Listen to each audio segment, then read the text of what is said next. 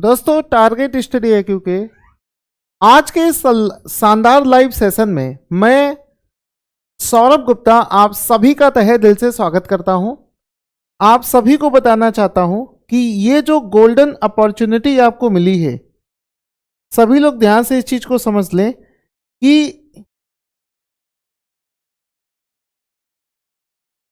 आप सभी को ये जो मौका मिला है, इस मौके को छोड़ मत देना, क्योंकि 20 साल के बाद में वैकेंसी आई है, ज्यादा कंपटीशन भी नहीं है। जिसने थोड़ा सा भी सही से पढ़ लिया तो ये उसका सिलेक्शन होना तय है, ये मैं पूरे दावे के साथ कह सकता हूं, क्योंकि ये वैकेंसी केवल उन्हीं के लिए है जिन लोगों ने पोस्ट ग्रेजुएशन कर रखा है। जो लोग ग्रेजुएट हैं, सबसे ज्यादा भीड़ किसकी होती है? जो ग्रेजुएट लोग हैं उनकी ज्यादा भीड़ होती है।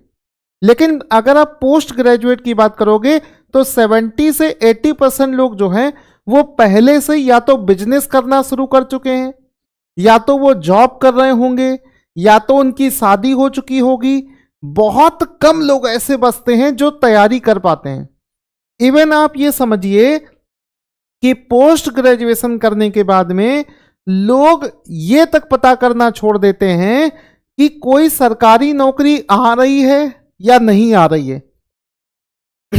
इस वजह से कह रहा हूं कि ऐसा मौका आपको दोबारा मिलेगा नहीं, इतना अच्छा मौका। और सबसे बड़ी बात है कि आपको एक ऐसा YouTube चैनल मिल गया है। आप पहले जो नए लोग जुड़ रहे हैं, खास करके वो लोग जिनको मालूम नहीं है हमारे चैनल के बारे में, पहले आप ये देखो जाकर, विद प्रूफ चैनल पर ही वीडियो आपको मिल जाएगा। पूरे इंडिया की इकलौती ऐसी कोचिंग है जो आप यहां से देखोगे तो विद प्रूफ, ये देखो हमने सारे क्वेश्चन यूपीपीसीएस के एग्जाम में सबसे ज्यादा क्वेश्चन फंसाने का प्रूफ हमने दिया है। आपको अगर विश्वास ना हो तो आप देख सकते हो यहां पर। एक बार मैं आपको दिखा देना चाहता हूं, क्योंकि विश्वास होना बहुत जरूरी है। जहां से भी आप पढ़ रहे हो उस संस्था के प्रति विश्वास होना बहुत जरूरी होता है। तो आपको मैं दिखा देना चाहता हूं, यूपीपीसीएस 2024 वाले पेपर में 105 क्वेश्चन हमने फंसाए थे और इसका विद प्रूफ वीडियो बनाया था। 1.5 घंटे का वीडियो है, यहां से जाकर आप देख लें। आरओ 2024 में ये भी यूपीपीएससी की वैकेंसी है, 97 क्वेश्चन फंसाए थे और विद प्रूफ इस तरीके से वीडियो बनाया था। ऐसा वीडियो आपको पूरे इंडिया में कहीं दिखेगा ही नहीं, क्योंकि सच्चाई वही बोलता है जिसकी बातों में दम होता है। जिसने सच में करके दिखाया होता है उसको वीडियो, प्रूफ वाला वीडियो बनाने में कोई शर्म नहीं आती है। तो यहां से आप इस चीज को देख लेना। इसके अलावा यूपीपीसीएस 2025 वाले एग्जाम में आप देख सकते हो 102 क्वेश्चन फंसाने का प्रूफ हमने बनाया था। तो वापस से आ जाते कि अभी जो हेल्थ एजुकेशन ऑफिसर का एग्जाम है, आप सभी को बताना चाहता हूं, ये आज से पहले सन 2020 साल पहले सन 2005 में हुआ था। यहां से आप देख सकते हैं सन 2005 में हुआ था। आज से 20 साल पहले, आज से 20 साल पहले सन 2005 में हुआ था। और अभी आपको बताना चाहते हैं कि इसका पेपर जो सन 2005 में ये एग्जाम हुआ था, इसका पूरा का पूरा पेपर हम लोग सॉल्व कर रहे हैं। और इसका लेटेस्ट वाला जो एग्जाम पैटर्न है वो समझिए क्या है। सॉरी, सन 2005 में जो ये एग्जाम हुआ था उस समय टोटल 150 क्वेश्चन पूछे गए थे और 150 क्वेश्चन में से 50 क्वेश्चन यूपी जीके से पूछे गए थे, 50 क्वेश्चन जीके जीएस के पूछे गए थे और 50 क्वेश्चन हेल्थ साइंस के पूछे गए थे। आसान क्वेश्चंस थे। ये तीन भागों में ये पेपर बटा हुआ है। 3 भागों में ये पेपर बटा हुआ है। और इसमें सबसे अच्छी बात है कि चूंकि इस एग्जाम के लिए पीजी में सोशोलॉजी है, साइकोलॉजी है, किसी ने ये वाला सब्जेक्ट तो किसी का नहीं पढ़ा हुआ है। ये सब्जेक्ट सबके लिए नया है। जो हेल्थ साइंस सब्जेक्ट है ये लगभग सबके लिए नया है। ये खुशी की बात है। ऐसा नहीं होगा कि किसी एक ने पढ़ रखा है ज्यादा और वो आपसे आगे निकल जाएगा। सबने अपने ग्रेजुएशन में जो बायोलॉजी पढ़ रखी है लगभग उसी से मिलता हुआ पेपर है, तो ये नया है सबके लिए। अब इसमें एक चीज ध्यान से देखो कि इसका हम लोगों ने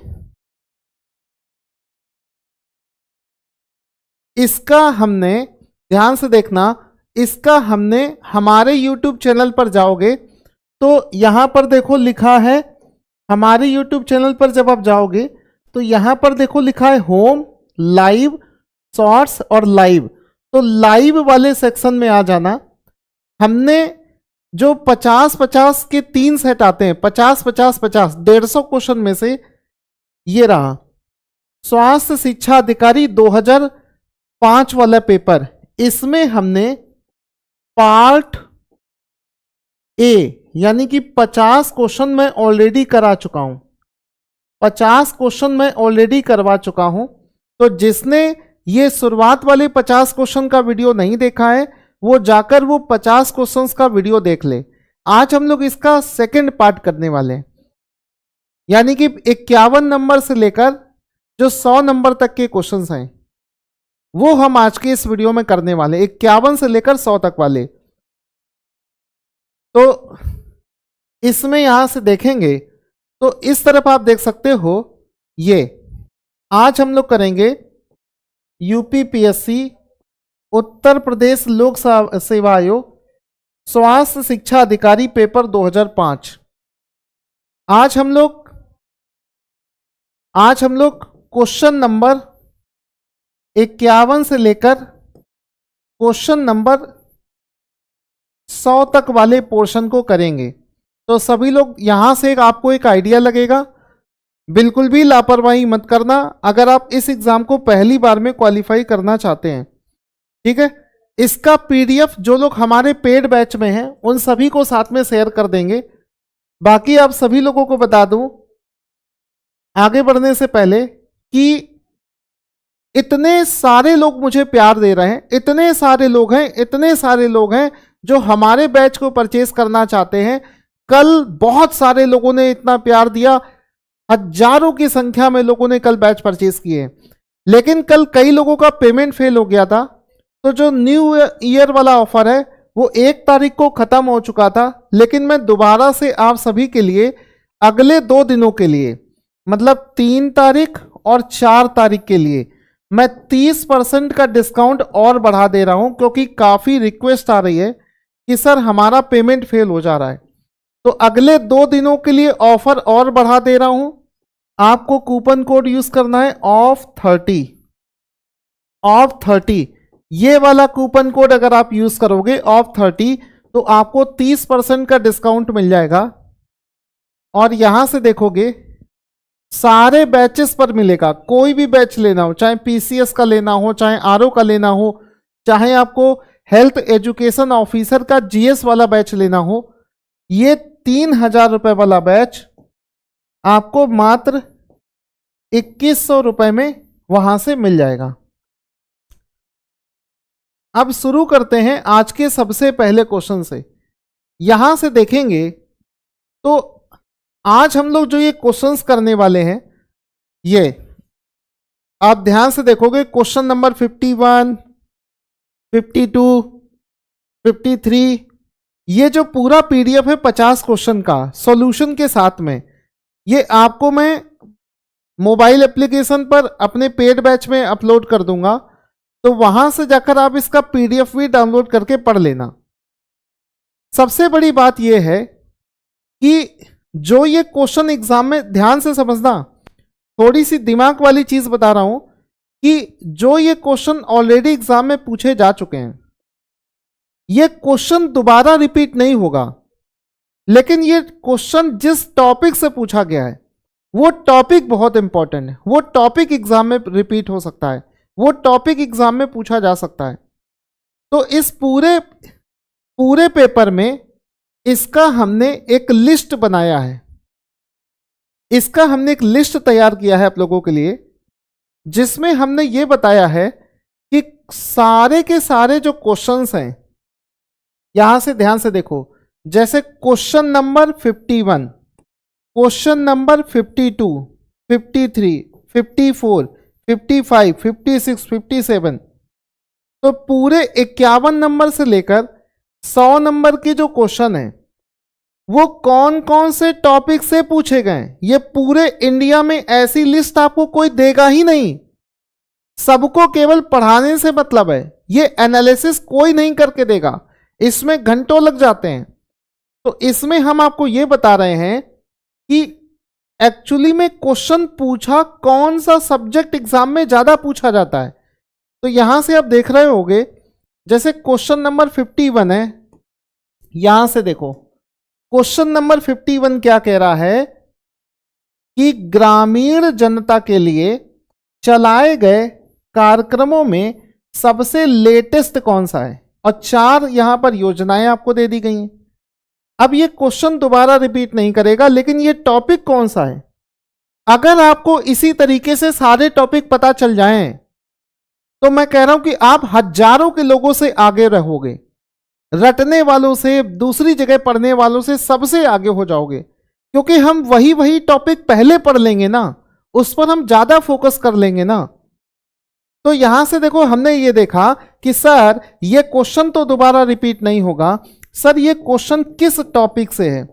अगर सर वो टॉपिक हमें पता चल जाए तो हम पूरा टॉपिक तैयार कर लेंगे, सो दैट दोबारा अगर उसी टॉपिक से प्रश्न बनेगा तो गलत नहीं होना चाहिए। तो हमने इसी तरीके से सारे क्वेश्चंस की एक लिस्ट बना दी। यहां से देखो, जो क्वेश्चन नंबर 51 है उसके टॉपिक का नाम है लेटेस्ट की जो ग्रामीण योजनाएं होती हैं, गांव देहात के लिए, ग्रामीण भाई बहनों के लिए जो सरकार योजनाएं चलाती है, वो सारी की सारी योजनाएं हमें पढ़ लेना पड़ेगा, वहीं से ही क्वेश्चन बना है। और ये सब्जेक्ट आएगा इकोनॉमी या फिर गवर्नमेंट स्कीम वाले टॉपिक से हो जाएगा। इसका मेन टॉपिक क्या है, रूरल डेवलपमेंट के अंतर्गत ये आता है, और इसका सब टॉपिक है गवर्नमेंट स्कीम। इसी तरीके से ये पूरी लिस्ट मैं आपको दे दूंगा।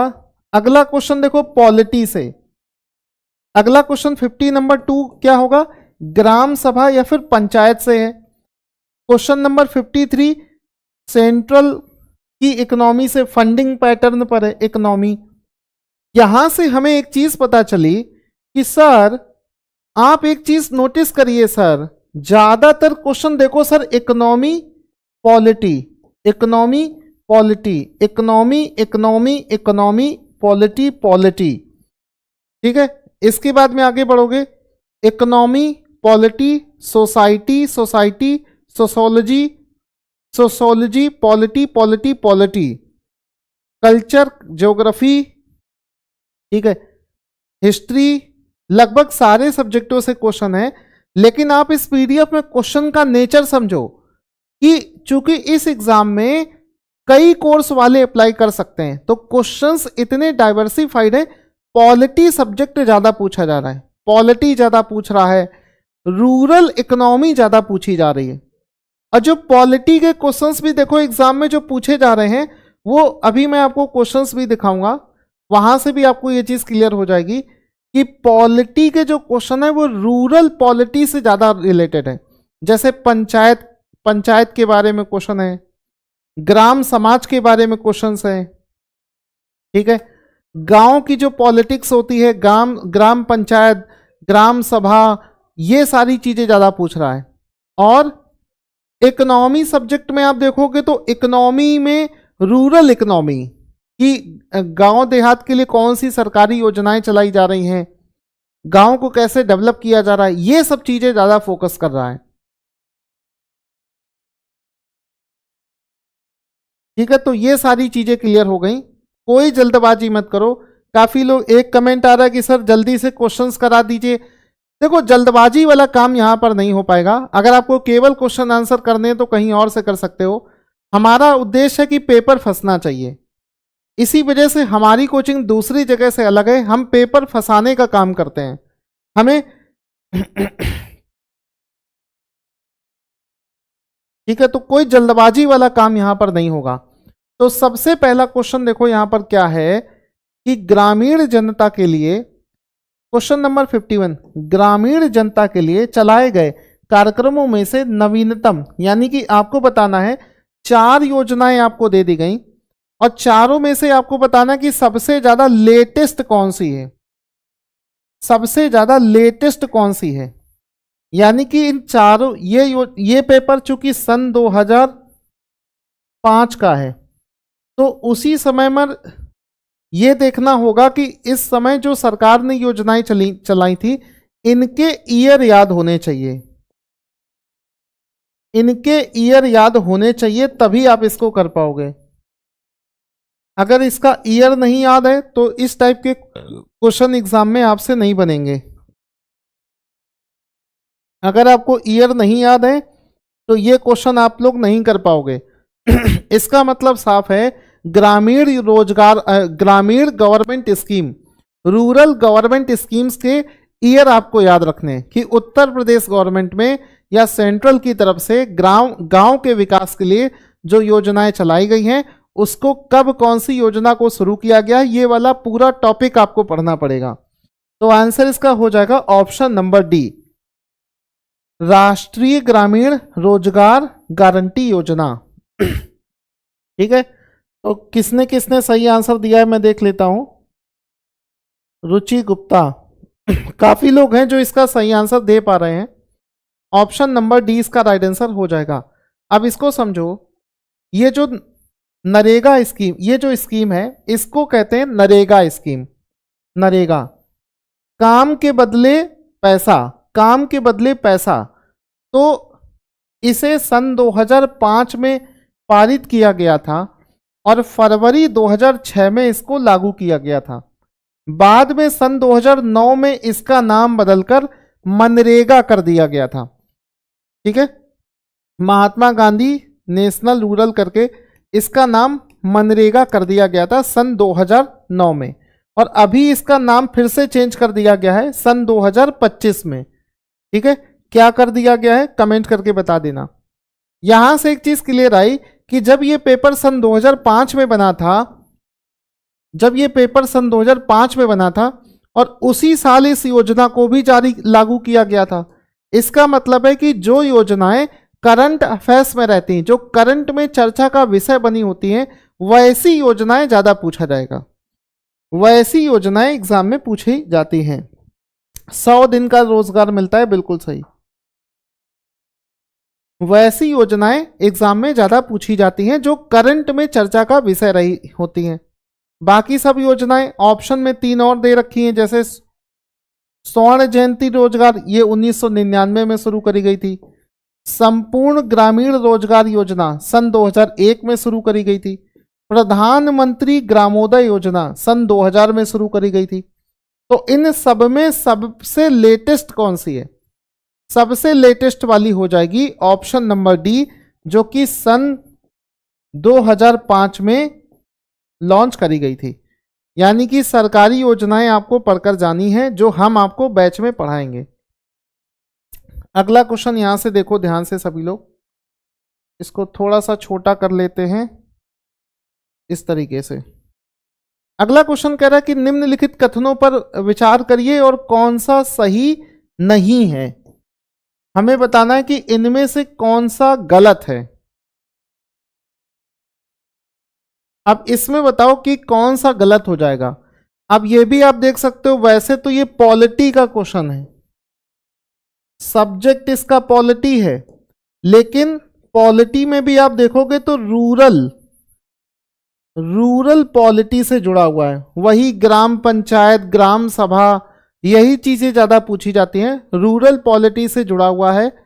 और इस एग्जाम का नेचर होगा कि ऐसी ही चीजें, क्योंकि गांव से जुड़ी हुई चीजें एग्जाम है, उसी से जरूरी पूछा जा सकता है। तो आंसर इसका देखो क्या हो जाएगा। अगर कोई ट्राई करना चाहे तो वो ट्राई भी कर सकता है, अगर कोई ट्राई करना चाहे तो ट्राई भी कर सकता है। कौन सा सही नहीं है?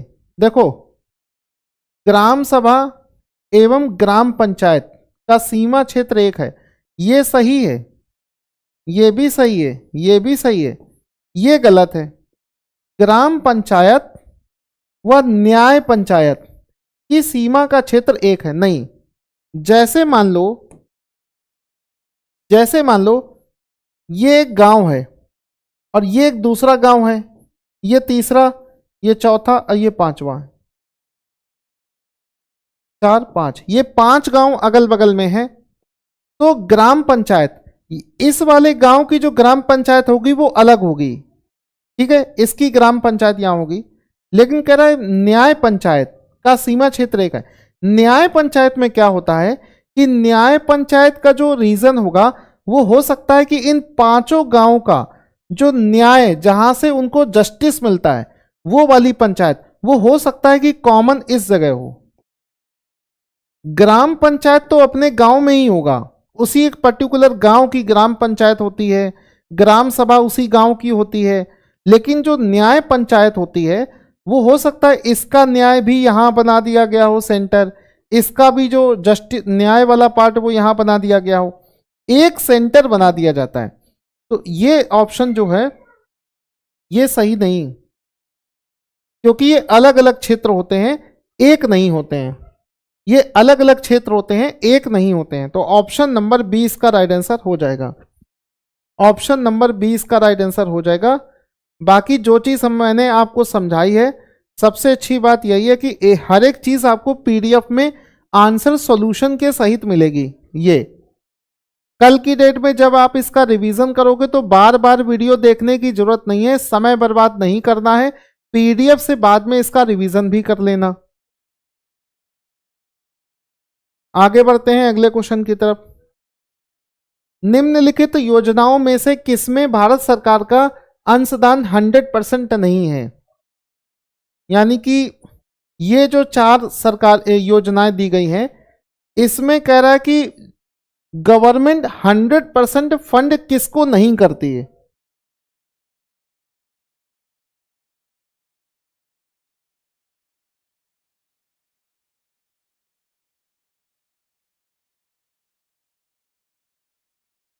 तो इसमें 100% किस में नहीं शेयर होता है?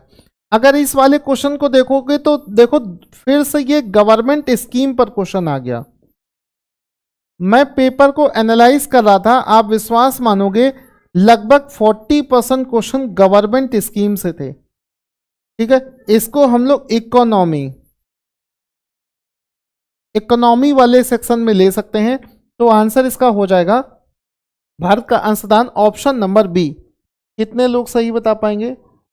ऑप्शन नंबर बी बिल्कुल सही है।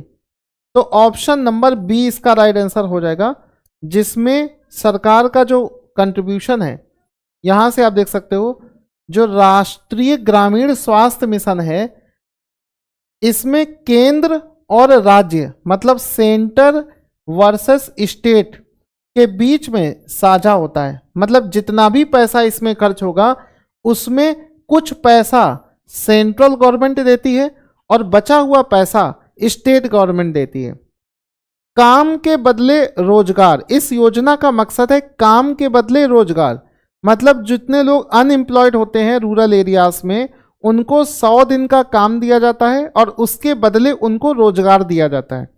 तो काम के बदले रोजगार में जो पैसा लोगों को दिया जाता है, उसमें ऐसा नहीं है कि पूरा पूरा सेंट्रल गवर्नमेंट देगी।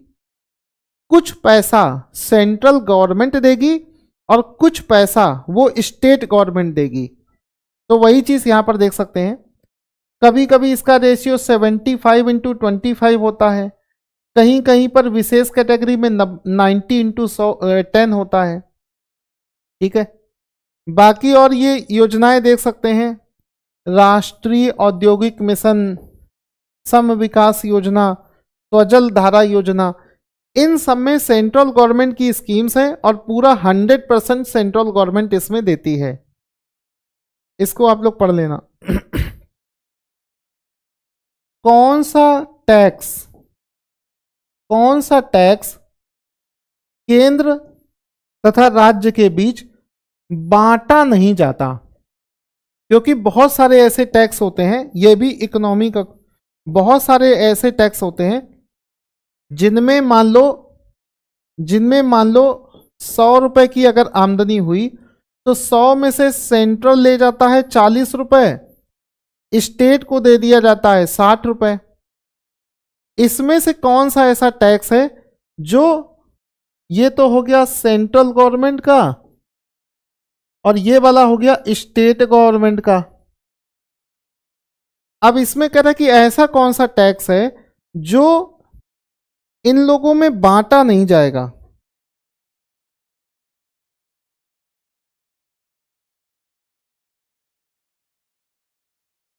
तो इसमें कौन सा ऐसा टैक्स है जो इन लोगों में बांटा नहीं जाएगा। देखो सबसे पहले तो ये आयकर है, इनकम टैक्स। इनकम टैक्स तो देखो दोनों में बांट दिया जाएगा, तो ये नहीं होगा सही। इसके बाद में उत्पाद कर है, कोई सही बता पा रहा है कि नहीं? तो इसमें क्या है, ये भी नहीं। प्रोडक्शन पर जो टैक्स लगेगा, निगम कर, ये भी नहीं।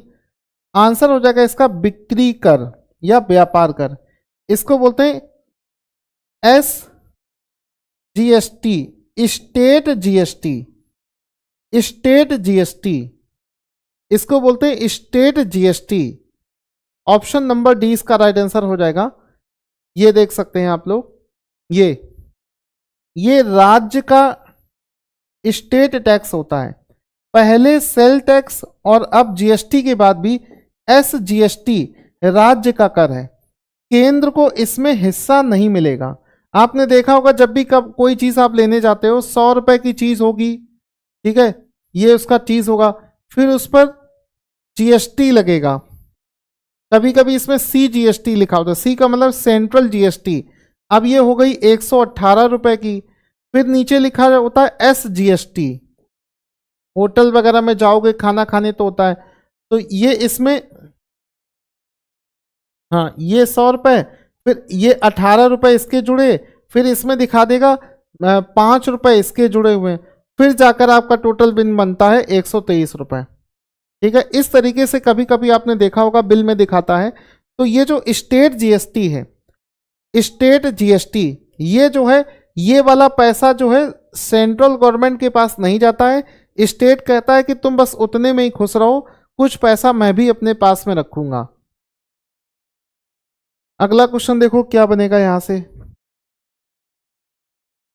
अगला क्वेश्चन कह रहा है कि एकीकृत ग्राम विकास योजना का मुख्य लक्ष्य क्या है। एकीकृत का मतलब मैं आपको बता दूं, थोड़ा सा इंग्लिश में इसको और करवा देंगे, पीडीएफ को बिल्कुल मैं इंग्लिश में करवा कर आपको दूंगा। इंटीग्रेटेड, इसको बोलते हैं integrated, integrated village development programme. Integrated village development programme scheme का मुख्य लक्ष्य क्या है। यानी कि जब जिस समय ये पेपर बना होगा 2005 में, तो उस समय ये गवर्नमेंट स्कीम चर्चा का विषय रही होगी, तभी ये पूछा गया है। तो आज के बच्चे तो इसका आंसर नहीं दे पाएंगे, फिर भी मैं आपको बता दूं आंसर इसका हो जाएगा ये, यानी कि ग्रामीणों को अपनी इनकम गरीबी रेखा से ऊपर ले जाने में सहायता करना। यानी कि गांव के लोगों की जो इनकम थी वो नहीं बढ़ पा रही थी, इस वजह से सरकार ने इस योजना को उस समय लॉन्च किया होगा कि गरीब जो गांव के लोग हैं उनकी इनकम भी बढ़ जाए, उनकी इनकम भी बढ़ जाए। तो ऑप्शन नंबर ए इसका राइट आंसर हो जाएगा। ठीक है, अब इस योजना का इंग्लिश में भी नाम देख लो, integrated rural development programme, IRDP। ठीक है, ये देखो कब लॉन्च हुई थी, 1978 से 1979 में शुरू करी गई थी, काफी पुरानी है। इसका आंसर अगर आप लोग नहीं भी दे पाए हो तो कोई दिक्कत नहीं है, पुरानी योजना है। फसल बीमा की सुविधा प्रदान की जाती है। जैसे आपको पता होगा हम लोग LIC से क्या लेते हैं, जीवन बीमा। किसका? जीवन बीमा। अगर कल की डेट में हम लोगों को कुछ हो जाए, कल की डेट में हम लोगों को कुछ हो जाए तो हम लोग पॉलिसी करवाते हैं, जीवन बीमा करवाते हैं।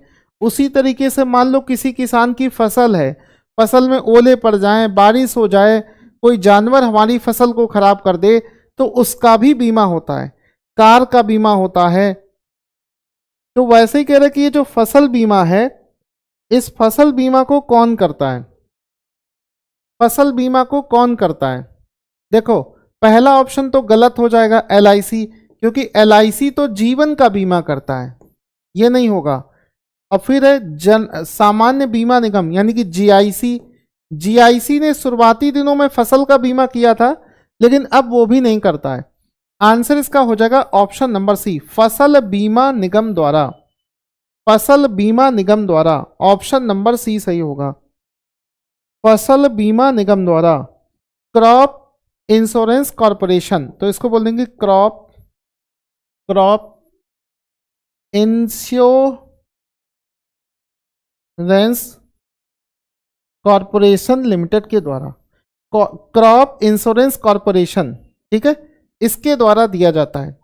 LIC कहाँ से हो जाएगा? LIC तो लोगों के जीवन को देता है, ये गांव देहात में फसलों के लिए नहीं देता है, ये इतना तो बच्चे बच्चे को मालूम है। बाकी आपको जितने भी सब्जेक्ट हम पढ़ाएंगे वो सारे के सारे सब्जेक्टों का वीडियो मिलेगा प्लस PDF भी मिलेगा। एक कमेंट आ रहा है कि सर आपके बैच में किस तरीके से पढ़ाया जाएगा, तो उन सभी को बता दें कि मान लो आपने हमारा हेल्थ एजुकेशन ऑफिसर वाला बैच खरीद लिया, तो इसमें क्या होगा कि जब आप पढ़ना शुरू करोगे तो पढ़ने का तरीका क्या है, सब्जेक्ट वाइज फोल्डर आप देख रहे हो, ज्योग्राफी है, वर्ल्ड ज्योग्राफी है, मॉडर्न हिस्ट्री हो गया, medieval history, ancient history, biology, economy, polity, environment, science, सारे सब्जेक्टों के वीडियो यहाँ पर आपको फोल्डर्स मिलेंगे। तो जितने भी लोग बैच खरीद रहे हैं वो सारे सब्जेक्टों का फोल्डर मिलेगा। ये गलती मत करना कि एकदम से एक्साइटेड हो जाओ और सारे फोल्डर खोल के पढ़ने लग जाओ, एक एक सब्जेक्ट आपको फिनिश करना है। यहां से मान लो आपने ज्योग्राफी पढ़ना शुरू किया, मान लो आपने डिसाइड किया कि सर मैं ज्योग्राफी से शुरुआत करूंगा, तो कोशिश करो ज्योग्राफी ये है। अगर आपने सबसे पहले ज्योग्राफी पढ़ना चाहते हो तो पहले ज्योग्राफी का फोल्डर ओपन करो और इसको पूरा फिनिश करो। यहां से देखो, ये क्लास 1, 2, 3, 4, 5, 6, 7 इस तरीके से पूरा ज्योग्राफी आपको फिनिश करना है।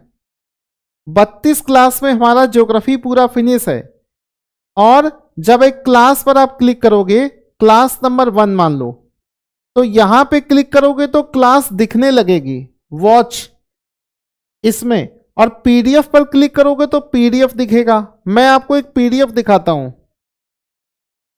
ये देखो, ये हमारी क्लास का PDF है, पूरा एक एक चीज एक्सप्लेनेशन के साथ में, इमेज के साथ में। देखो ज्वालामुखी है तो उसको समझाया गया है, नदियों के बारे में तो इमेज दिखाई गई है, बारिश के बारे में समझाएंगे तो इमेज दिखाई गई है।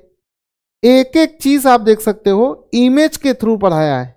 पृथ्वी की पूरी संरचना पढ़ानी है तो इस तरीके से बनाकर दिखाया है। तो यही चीज आपको करनी है कि हर एक चीज का बना बनाया जब नोट्स आपको मिल जाएगा तो आपके समय की बचत होगी, आपका समय नहीं बर्बाद होगा। अदरवाइज फिर यही सबसे छोटा तरीका है, अदरवाइज पढ़ते रहोगे बहुत समय लग जाएगा, कभी कोर्स नहीं खत्म हो पाएगा। समय बचाओ, बने बनाए PDF और वीडियो मिल रहे हैं, उससे आपका समय बचेगा।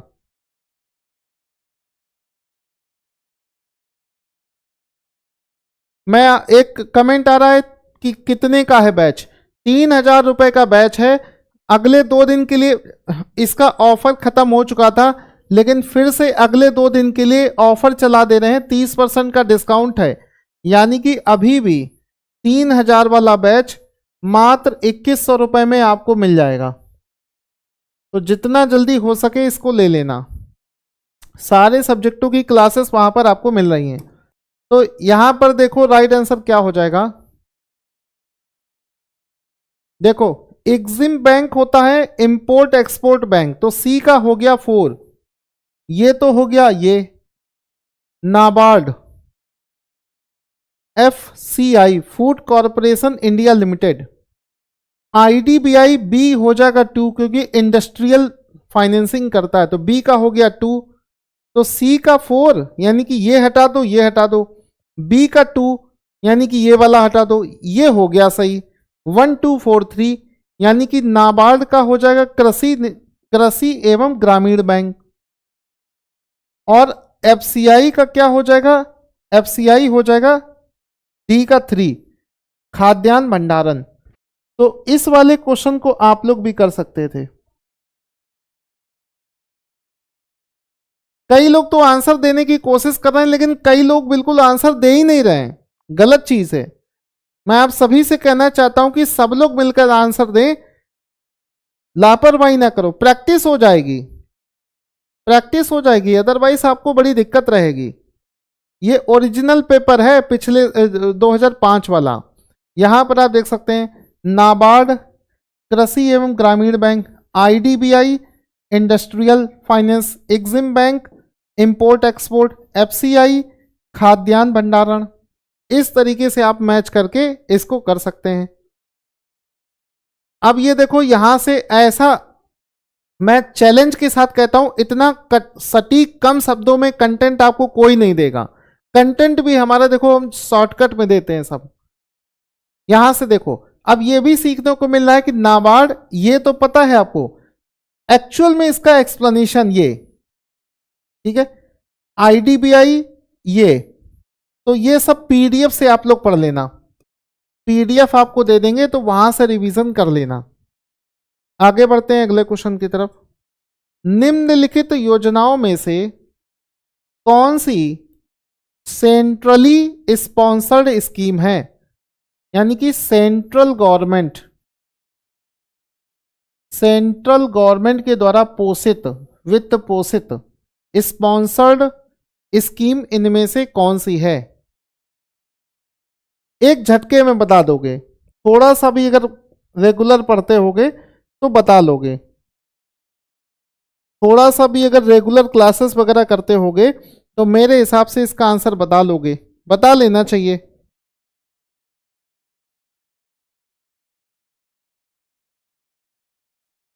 तो बताओ इसका आंसर क्या हो जाएगा, सेंट्रली स्पॉन्सर्ड।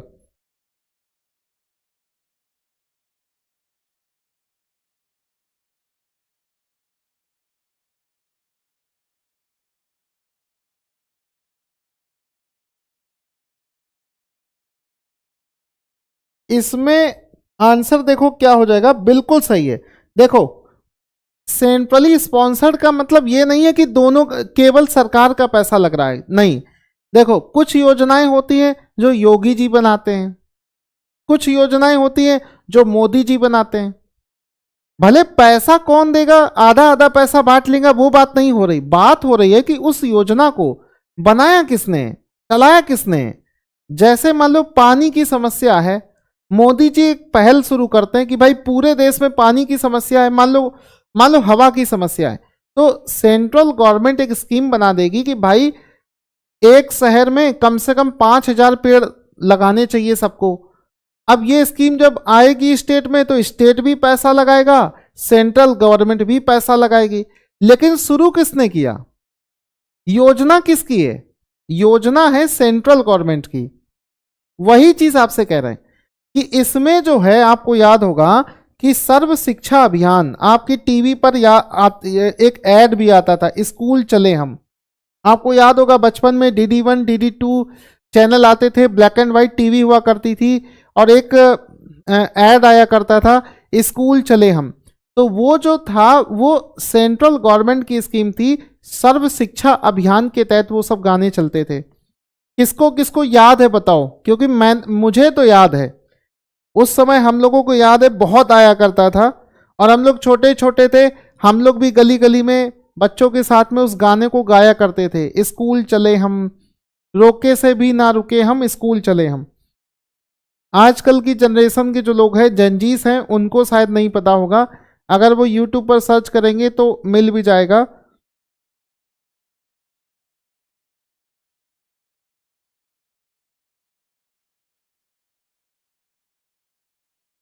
अब बताओ एनजीओ निम्नलिखित में से किनके कार्यान्वयन में भागीदार नहीं है? देखो कई गवर्नमेंट स्कीम होती हैं जिसको एनजीओ चलाता है, एनजीओ वाले उसमें सपोर्ट करते हैं, उसको चलाते हैं। और लेकिन इसमें कह रहा है कौन सी ऐसी स्कीम है जो एनजीओ नहीं चलाती है, मतलब जिसमें चलाने वाले सेंट्रल गवर्नमेंट है या जो भी है, वो खुद इसको चला लेते हैं।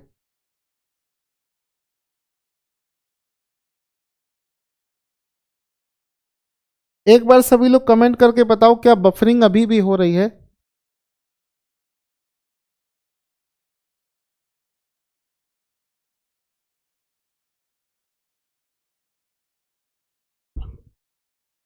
तो इसमें आपको बताना है कि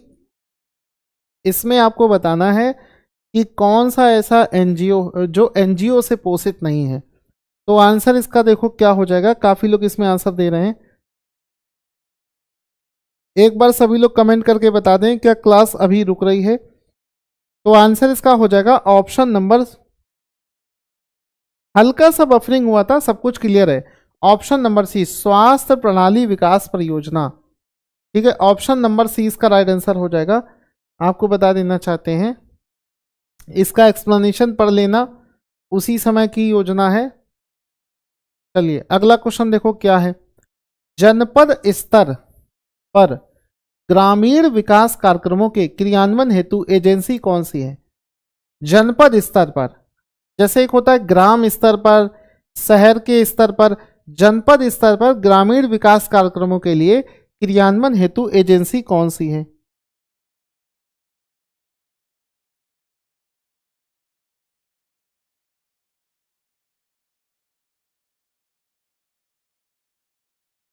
तो इसमें भी आंसर आप बता लोगे, जिला ग्राम विकास एजेंसी। तो आंसर हो जाएगा इसका option number A.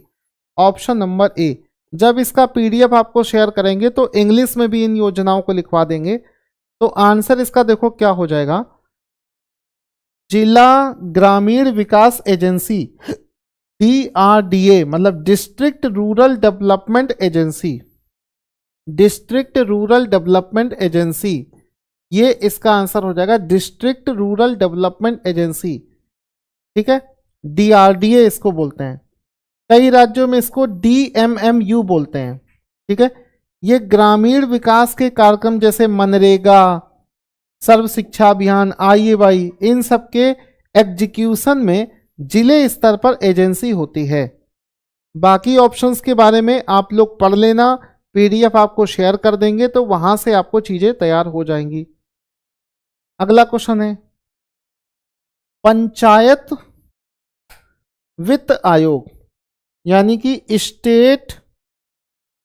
State finance commission का गठन राज्य सरकार द्वारा किया जाता है। ये बढ़िया क्वेश्चन है। वही मैं आपसे कह रहा था कि इस पेपर में मैंने एक चीज नोटिस करी है कि पॉलिटी और इकोनॉमी ज्यादा पूछी जाती है, लेकिन 2025 में 26 में जब ये एग्जाम होगा तो हो सकता है थोड़ा चेंज हो जाए, लेकिन हम पॉलिटी और इकोनॉमी पर ज़्यादा फोकस करके जाएंगे, खास करके rural polity, rural economy, rural polity, rural economy.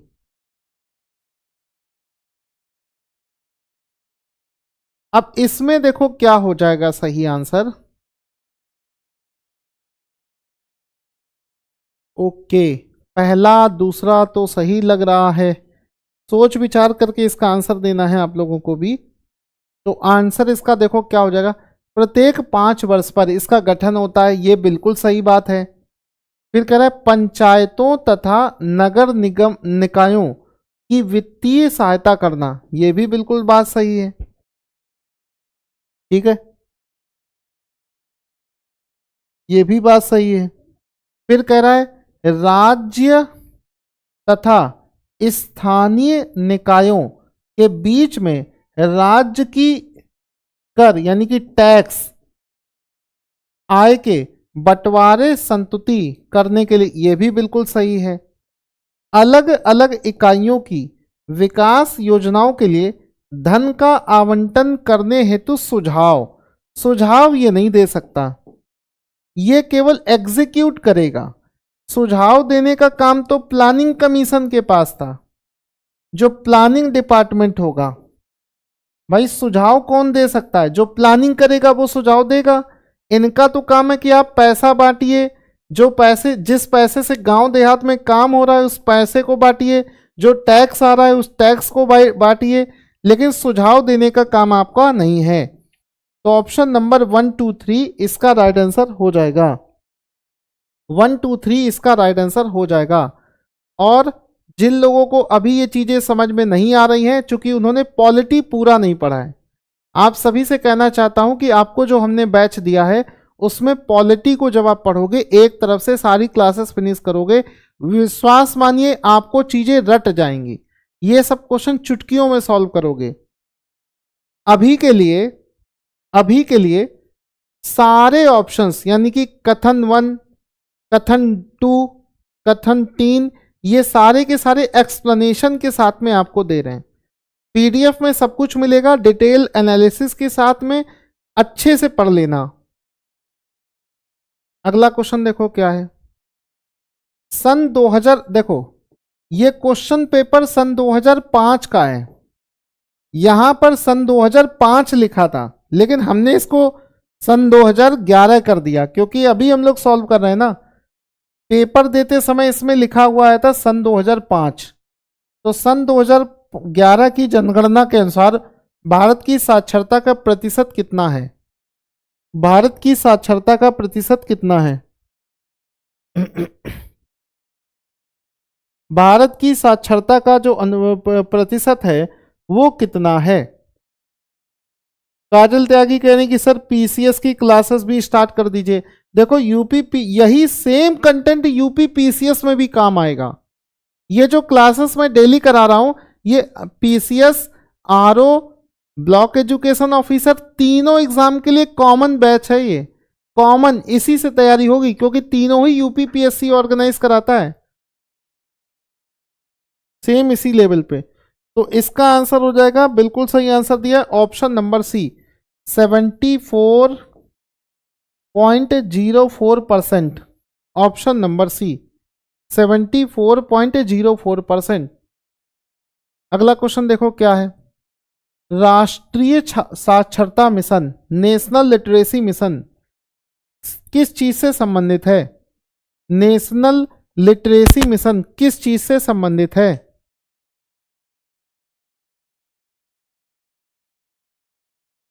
National literacy mission किस चीज से संबंधित है? आपको आंसर बताना है। तो ये जो नेशनल लिटरेसी मिशन है ये संबंधित है, ऑप्शन नंबर ए बता रहे हैं, बी बता रहे हैं, सी बता रहे हैं। बहुत अच्छे, बहुत बढ़िया, बिल्कुल सही आंसर दिया है काफी लोगों ने। Option number B, option number B, option number B, ठीक है, option number B. National literacy mission की स्थापना 1988 में करी गई थी, ठीक है। और इसकी और जो खासियत है वो यहां पर देख सकते हैं। आगे बढ़ते हैं। निम्नलिखित में से कौन सी संस्था एवं समिति का उदाहरण है?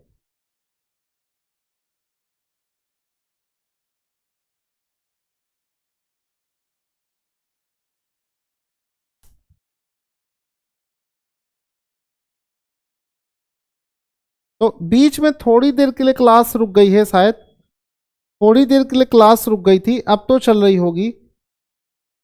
थोड़ा सा नेट कभी कभी दिक्कत करता है, नेट कभी कभी दिक्कत कर, मेरी भी रुक रही है, बिल्कुल सही बात है, फ्रैक्शन ऑफ सेकेंड के लिए रुकी होगी। तो आंसर इसका देखो क्या हो जाएगा, क्रिकेट क्लब एवं परिवार, क्रिकेट क्लब और परिवार। तो संस्था और समिति का एग्जाम्पल है ये, ठीक है, संस्था और समिति। अब सर प्लीज सर समझा दीजिए संस्था क्या होती है, समिति क्या होती है। हो सकता है सर दोबारा से ये क्वेश्चन आ जाए। तो देखो यहां से समझो, संस्था क्या होती है, संस्था जिसको इंग्लिश में कहते हैं इंस्टीट्यूशन, क्या होता है, समाज का स्थायी एवं मौलिक व्यवस्था जो होती है उसको कहते हैं संस्था। जन्म से जुड़ी प्राकृतिक या दीर्घकालीन चीजों को कहते हैं संस्था। जैसे परिवार, परिवार क्या है, जन्म से जुड़ा हुआ होता है, तो वो क्या हो गया, इसको हम कमेटी नहीं कहेंगे। मान लो किसी के घर में 15 लोग हैं, तो 15 लोगों को कमेटी नहीं कहेंगे, 15 लोगों का परिवार है तो उसको कहेंगे ये परिवार इंस्टीट्यूट है, हमारा परिवार एक संस्था है। कमेटी क्या होती है, जैसे मान लो मैं बना लूं, जैसे मैं गुप्ता हूं तो मैं बना लूं कि गुप्ता परिवार, एक कमेटी बना लूं, गुप्ता कल्याण परिवार, उसमें मैं मोहल्ले भर के जितने भी गुप्ता लोग हैं, व्यापारी लोग हैं, सबको जोड़ लूं तो वो हो गई कमेटी। ठीक है, परिवार हो गया संस्था। इसी तरीके से विवाह, ये भी एक संस्था हो गई। धर्म, शिक्षा, ये सारी चीजें इंस्टीट्यूशन, संस्था के तहत आते हैं। अब सर समिति को समझा दीजिए, तो समिति क्या होती है? समिति या कमेटी, एसोसिएशन, स्वेच्छा से बनाई गई संगठनात्मक इकाई, यानी कि इसको लोग अपनी इच्छा अनुसार बनाते हैं। जैसे कानपुर व्यापार मंडल, एक कमेटी बना दी, अब उसमें क्या है, कोई कपड़ा का व्यापारी है, कोई लोहे का व्यापारी है, सब लोग आपस में जुड़ गए, 15-20 लोग हो गए, तो वो बन गई कमेटी। ठीक है, जैसे club, political party, trade union, ये सारी क्या होती है, इसको कहते हैं कमेटी। अब इस ऑप्शन बाई ऑप्शन देखो, स्कूल क्या है, ये केवल संस्था है। पॉलिटिकल पार्टी, राजनीतिक दल क्या है, केवल समिति है। परिवार क्या है, केवल संस्था है।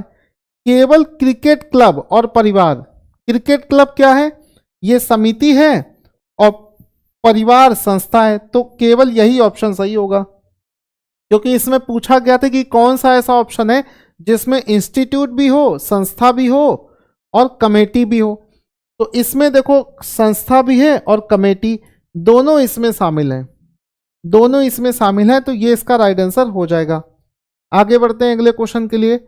निम्नलिखित अभिलक्षणों में से कौन सा मानव समाज को पशु समाज से अलग करता है? ह्यूमन वर्सेस एनिमल,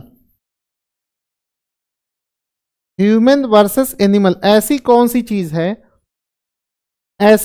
चीज है जो इंसानों को जानवरों से अलग करता है? इंसानों को जानवरों से कौन सी चीज अलग करती है? कॉमन सेंस भी लगा दोगे तो भी आंसर आ जाएगा।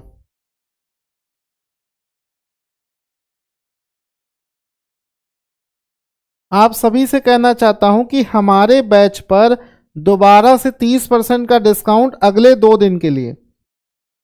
ये आखिरी मौका है उनके पास में जो हमसे पढ़ना चाहते हैं क्वालिटी कंटेंट।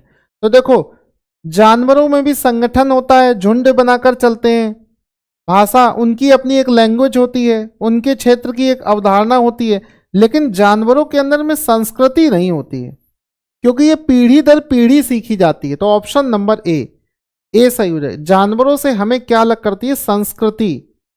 तो यहां पर देख सकते हैं संस्कृति यानी कि कल्चर। कल्चर में क्या होता है? हमारे कल्चर में वैल्यूज होती हैं, कुछ विश्वास, बिलीव्स होते हैं, रीति रिवाज होते हैं, परंपराएं होती हैं, कला, नैतिकता, ज्ञान, ये सब कुछ उसमें शामिल होता है।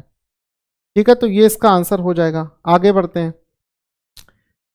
जनहित याचिका यानी कि पब्लिक इंटरेस्ट लिटिगेशन, इसको कहते हैं PIL, पॉलिटी का क्वेश्चन है, की अवधारणा की उत्पत्ति कहां से हुई है? PIL की उत्पत्ति कहां से हुई है? अक्सर आपने देखा होगा कि लोग PIL डालते हैं। जैसे मान लो दिल्ली में प्रदूषण बढ़ता जा रहा है तो लोग PIL डाल देंगे। PIL वो चीज होती है कि पूरे जनता के भले के लिए जो काम किए जाते हैं उसको बोलते हैं PIL। तो आंसर बताओ इसका क्या हो जाएगा?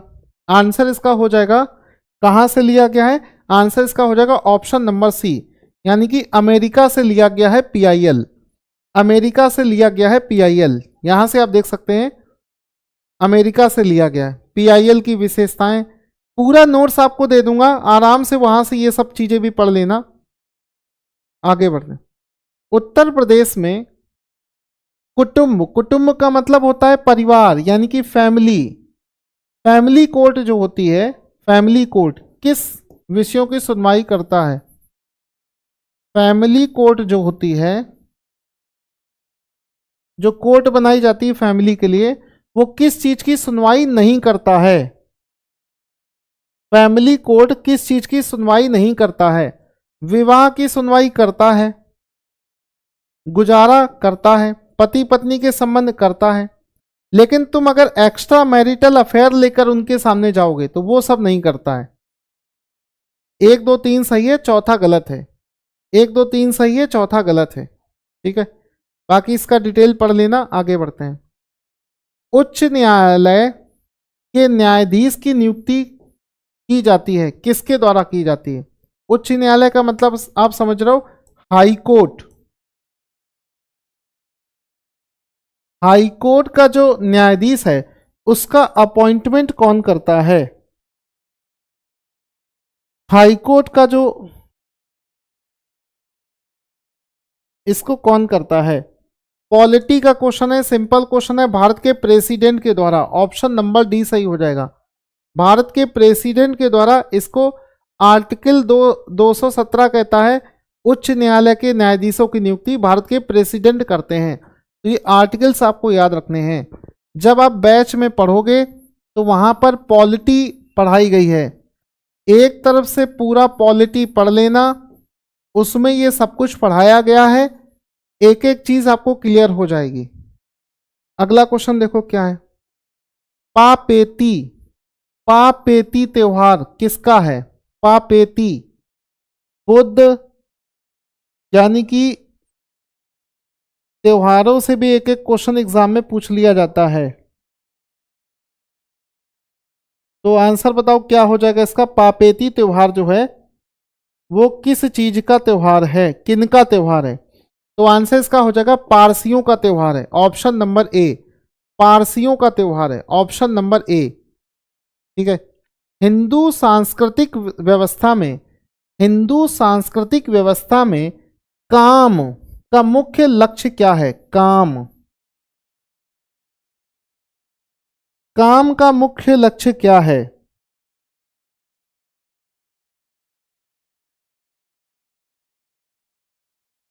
जैसे आपने सुना होगा हिंदू में धर्म, अर्थ, काम और मोक्ष, पुरुषार्थ की 4 चीजें बताई गई हैं। धर्म, अर्थ, काम और मोक्ष। धर्म, अर्थ, काम और मोक्ष। तो इसमें कह रहा है काम का मुख्य लक्ष्य क्या है? काम का मुख्य लक्ष्य क्या है?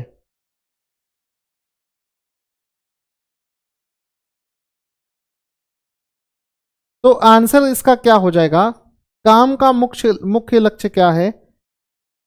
सोच कर बताना है। हाँ, ऑप्शन नंबर ए बता रहे हैं। ठीक है,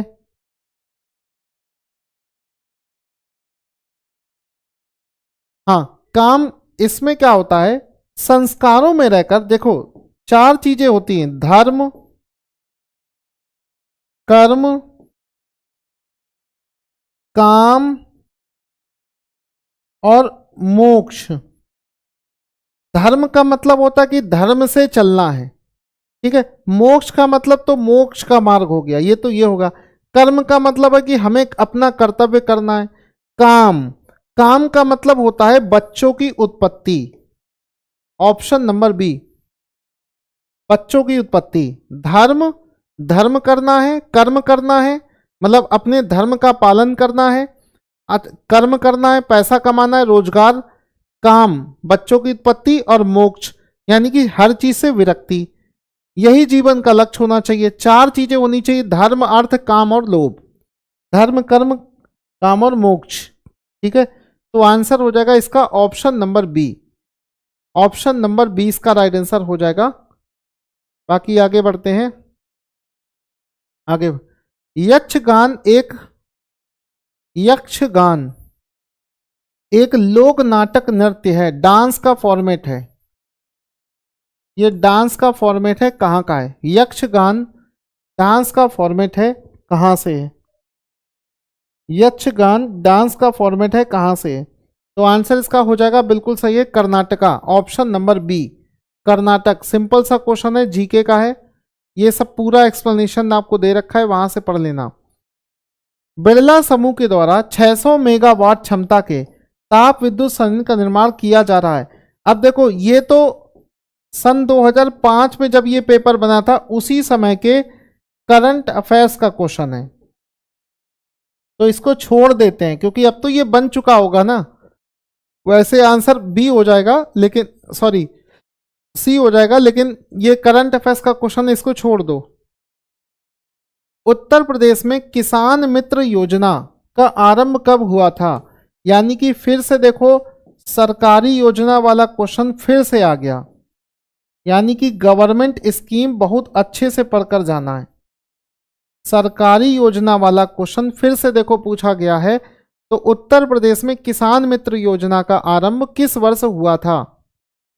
किसान मित्र योजना का शुभारंभ किस वर्ष हुआ था? आंसर इसका हो जाएगा सन 2002 में हुआ था और 2005 में पेपर हुआ था।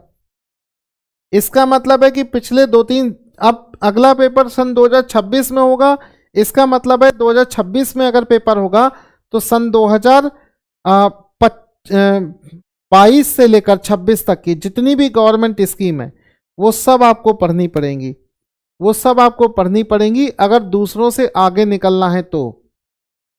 बाकी बिना एनालिसिस के तो कोई भी आपको पढ़ा देगा। सार्वजनिक वितरण प्रणाली मतलब पब्लिक डिस्ट्रीब्यूशन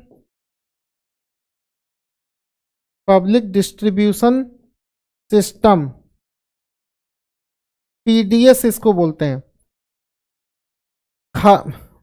खाद्यान्न की कीमत बढ़ाने का उद्देश्य क्या है?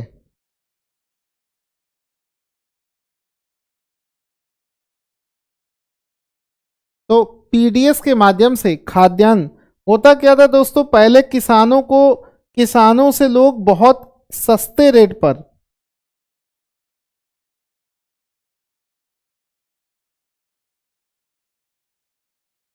पीडीएस में रेट जो सुनिश्चित किया जाता है वो क्या है?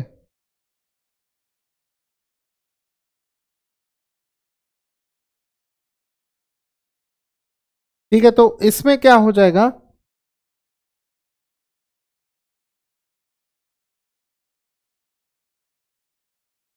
कमेंट आप लोग करते रहिए। ऑप्शन बिल्कुल सही दिया, ऑप्शन नंबर सी। इस प्रणाली में निहित उत्पाद का भार कम करना। ठीक है, तो ऑप्शन नंबर सी इसका राइट आंसर हो जाएगा। तो इसमें आप देख सकते हो पीडीएस में सरकार द्वारा खाद्यान्न रियायती कीमत पर उपलब्ध कराया जाता है।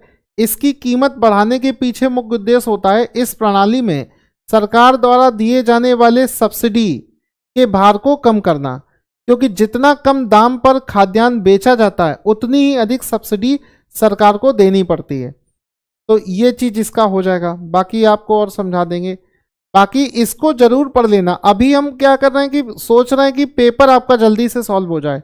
बहुत ज्यादा डिटेल में जाएंगे तो ये सारे ऑप्शन समझाने लायक हैं, 4-5 घंटे लग जाएंगे अगर सब कुछ समझाने लगेंगे। ये एक एक चीज हमने बैच में पढ़ा रखी है, पॉलिटी में, इकोनॉमी में, उस समय हमने ये सारी चीजें पढ़ा रखी हैं।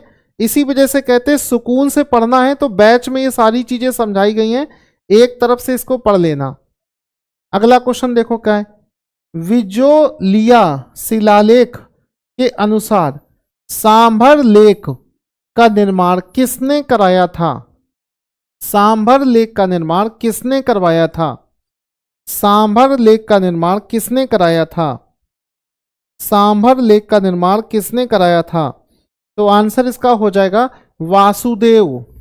राजस्थान में जो सांभर लेक है इसका निर्माण वासुदेव ने करवाया था। किसमें? इस वाले शिलालेख में ऐसा लिखा है, वासुदेव ने करवाया था। हरियाणा में राखी गढ़ी स्थल किस चीज से रिलेटेड है? हरियाणा में राखी गढ़ी स्थल किस काल से संबंधित है? तो सीधी सी बात है, अभी परसों ही हमने ये क्वेश्चन पढ़ाया था, ये हड़प्पा काल से संबंधित है। हमारे चैनल पर जितनी भी लाइव क्लासेस आ रही हैं जीएस की, सब कुछ करिए, सब कुछ पढ़िए। तो आंसर इसका हो जाएगा 76 का डी, हड़प्पा काल से। यहां पर आप देख सकते हैं राखी गढ़ी। स्थान राखी गढ़ी कहाँ पर है? हरियाणा के हिसार जिले में। इसका काल कौन सा है? सिंधु घाटी सभ्यता यानी कि हड़प्पा काल।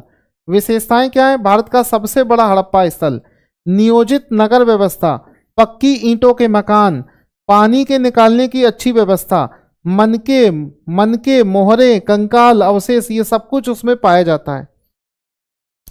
पूरा पीडीएफ ले लेना, वहां से पढ़ लेना। निम्नलिखित में से कौन सा मध्यकालीन भारत के प्रसिद्ध न्यायाधीश थे?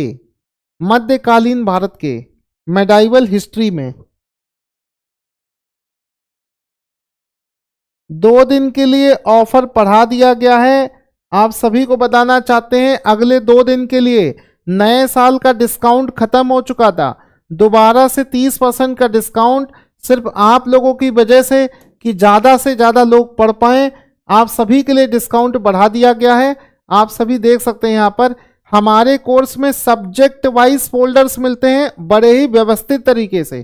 खिचड़ी कंटेंट हम नहीं देते हैं कि पता ही नहीं चल रहा है कि कौन सा सब्जेक्ट चल रहा है, कोई हिस्ट्री पढ़ा रहा है, कहीं ज्योग्राफी की क्लास चल रही, ये सब नहीं होता है। बिल्कुल साफ सुथरा बैच है हमारा, बिल्कुल साफ सुथरा बैच कि आपको सारे सब्जेक्टों का सब्जेक्ट वाइज क्लास, कृषि तथा पशुपालन प्रारंभ से संबंधित है। कौन सा ऐसा समय था जब पशुपालन, मतलब पहले ऐसा था ना, लोग पशुओं को नहीं पालते थे, तो कौन सा ऐसा समय जब पशुपालन शुरू हो गया? गाय को पालने लगे लोग दूध के लिए, कुत्ते को पालने लगे सुरक्षा के लिए, बकरियों को पालने लगे।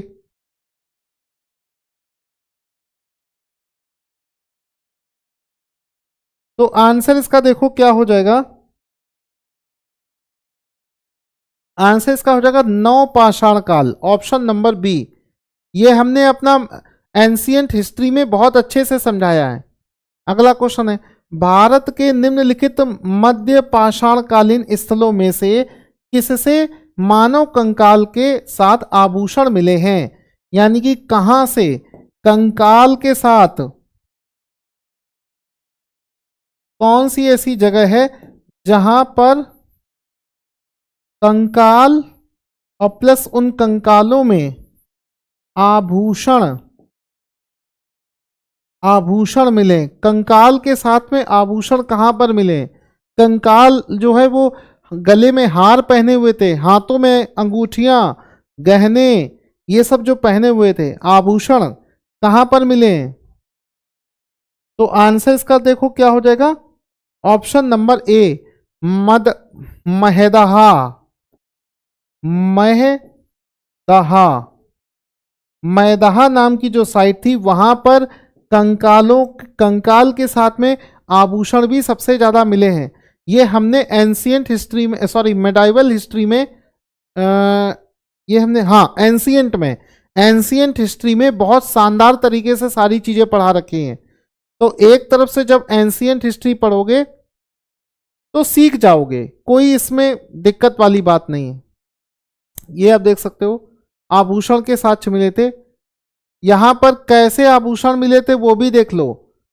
मृग श्रृंग यानी कि हिरण के सींग से के छल्लों की माला, मतलब हिरण का जो सींग होता है उस सींग से क्या किया, छल्ला बना लिया और उसकी माला पहन ली, तो इसको कहते हैं आभूषण।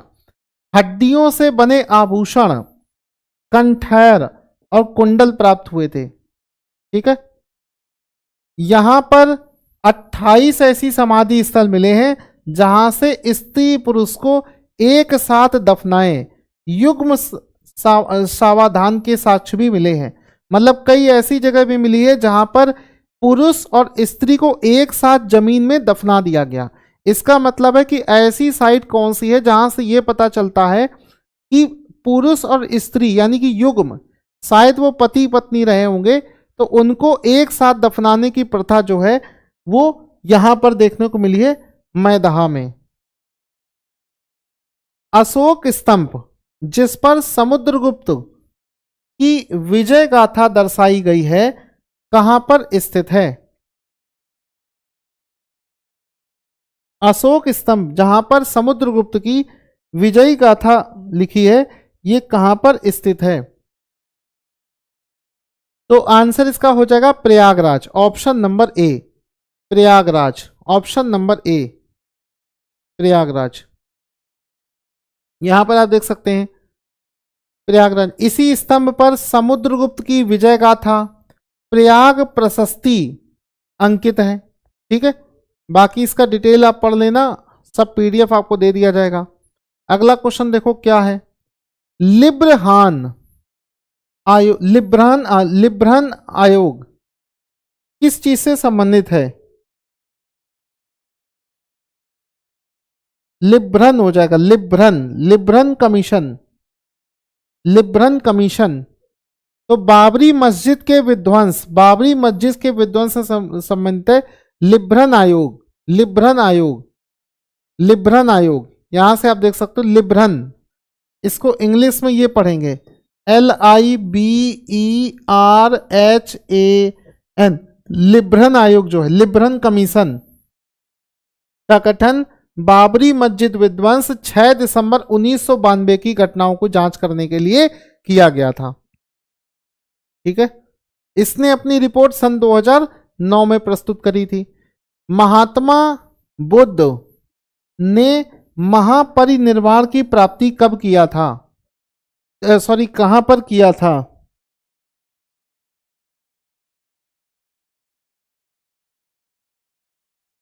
तो आंसर इसका हो जाएगा कहां पर किया था? 82। रुचि गुप्ता, सुरेंद्र, रुचि गुप्ता का आंसर आ रहा है। योगेंद्र, सुरभि जायसवाल का आंसर आ रहा है। सुरेंद्र कुमार का आंसर आ रहा है। योग,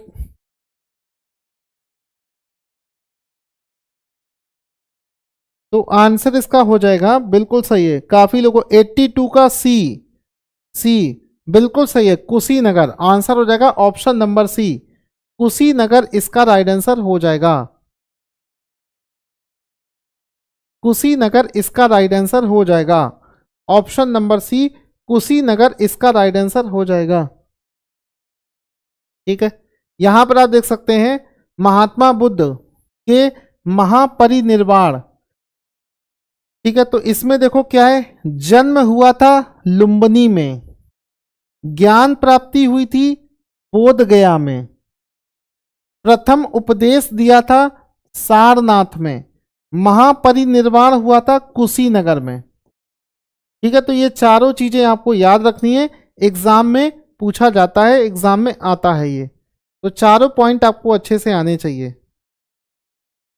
अगला क्वेश्चन देखो क्या है, भारत में प्रथम आधुनिक विश्वविद्यालयों की स्थापना कहां पर करी गई थी?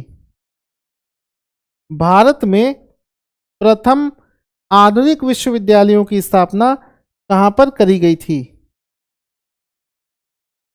83 का आंसर देखो, नाजिर खान, नाजिर खान आंसर कर रहे हैं, रुचि गुप्ता, प्रमोद कुमार, सुषमा, सबका आंसर आ रहा है। तो आंसर इसका देखो क्या हो जाएगा, बिल्कुल सही है।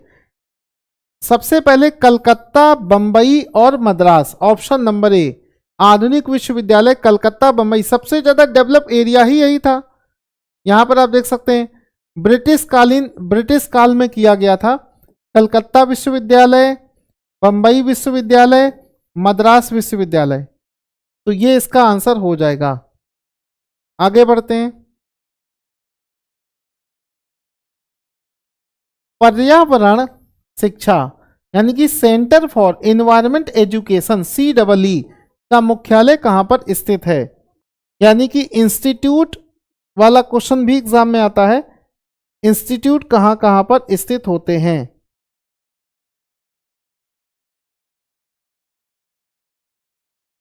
ये सब कुछ हम कराएंगे, पूरी एनालिसिस हम करवाएंगे। आपको बता देना चाहते हैं, आपकी वजह से ये चीज आपको पूरे इंडिया में कह रहा हूं, अगर पूरे इंडिया में ऐसा एनालिसिस आपको लिए कोई करके दे दे तो मैं फ्री ऑफ कॉस्ट पढ़ाने को तैयार हूं, पूरे डेडिकेशन के साथ में पढ़ा रहा हूं। यहां से आप देख सकते हो एक एक क्वेश्चन किस किस टॉपिक से और कौन कौन से सब्जेक्ट से पूछा गया है, ये पूरी लिस्ट हमने बना रखी है कि क्वेश्चन नंबर 55 इकोनॉमी सब्जेक्ट से पॉवर्टी वाले टॉपिक से पढ़ा गया, इसका सब टॉपिक है रूरल डेवलपमेंट। तो सारे सारे क्वेश्चंस की हमने एनालिसिस निकाल ली है कि कौन सा क्वेश्चन कहाँ से पूछा गया है। इससे क्या होगा ना कि हमें ये पढ़ाने में मदद मिलेगी कि हमें ज़्यादा फोकस कहाँ पर करना है, हमें ज़्यादा फोकस कहाँ पर करना है, वो चीज़ हमें यहाँ से पता चल जाएगी सब्जेक्ट वाइज कि हम ज़्यादा फोकस कहाँ पर करें। तो उसमें होगा क्या कि आपको मेहनत कम करनी पड़ेगी और एग्ज़ाम निकलने के चांसेस आपके ज़्यादा रहेंगे। तो आंसर इसका देखो क्या हो जाएगा, अहमदाबाद, बिल्कुल सही है, ऑप्शन नंबर बी अहमदाबाद। आगे बढ़ते हैं। भारत में डिस्टेंस लर्निंग विषय है। ऑप्शन का आवश्यकता का, सुविधा का, विलासिता का। डिस्टेंस लर्निंग जो आजकल लोग पढ़ते हैं, ये इसका मेन किस वजह से होती है? तो डिस्टेंस एजुकेशन जो होता है मेन ये है सुविधा, कि भाई जो लोग रेगुलर क्लास नहीं कर सकते, अब जैसे आप ही लोग देख लो डिस्टेंस लर्निंग कर रहे हो, मैं कहीं और हूं आप कहीं और हैं, क्यों कर रहे हो? क्योंकि आपको सुविधा मिल रही है ना। जो लोग घर से बाहर नहीं जा सकते, गांव देहात से बिलोंग करते हैं, घर दूर नहीं जा सकते पढ़ने, तो वो डिस्टेंस लर्निंग यानी कि आपको एक सुविधा मिल रही है, आप दूर बैठे किसी टीचर से पढ़ पा रहे हैं, ये एक सुविधा है। आगे बढ़ते हैं। जामिया मिलिया इस्लामिया, ठीक है, संस्थापित की गई थी, किसने बनाया, किसने इसको इस्टेब्लिश किया था? जामिया मिलिया इस्लामिया, तो किसने इसको इस्टेब्लिश किया था? रुचि गुप्ता, प्रमोद कुमार शर्मा, सुशांत शर्मा, सुषमा सुषमा जी, नेहा सोनकर, योगेंद्र। सबके आंसर आ रहे हैं, सभी लोग आंसर देंगे, आंसर देते चलिए सभी लोग। आंसर इसका हो जाएगा मौलाना अबुल मोहम्मद अली द्वारा, ठीक है। ऑप्शन नंबर डी इसका राइट आंसर हो जाएगा, ऑप्शन नंबर डी इसका राइट आंसर हो जाएगा, ठीक है। ऑप्शन नंबर डी इसका राइट आंसर हो जाएगा।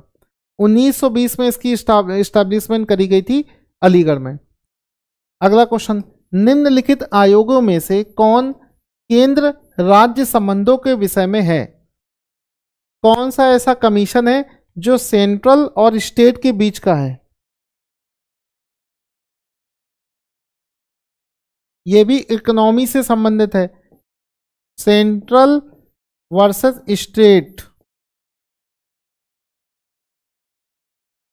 तो कौन सा ऐसा है जो सेंट्रल वर्सेस स्टेट? तो आंसर इसका देखो क्या हो जाएगा, Sarkaria commission, option number B Sarkaria commission, Sarkaria commission इसका राइट आंसर हो जाएगा, सरकारिया कमीशन इसका राइट आंसर हो जाएगा, ठीक है। तो यहां से आप सीख लो ऑप्शन नंबर बी यानी कि सरकारिया कमीशन इसका राइट आंसर हो जाएगा। सरकारिया आयोग 1983 में इसका गठन किया गया था, इसके अध्यक्ष का नाम था न्यायमूर्ति आर एम सरकारिया। इसका पर्पस क्या था? इसका पर्पस था केंद्र और राज्य के बीच में संबंधों की समीक्षा करना। अपनी रिपोर्ट इसने 1988 में प्रस्तुत करी थी।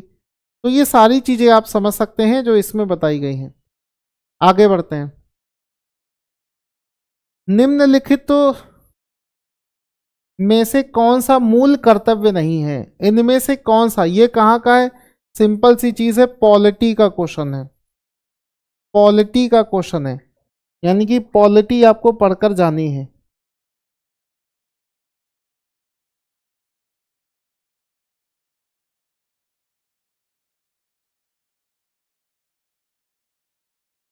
तो 88 का आंसर हो जाएगा, सुरेंद्र कुमार बिल्कुल सही आंसर बताए।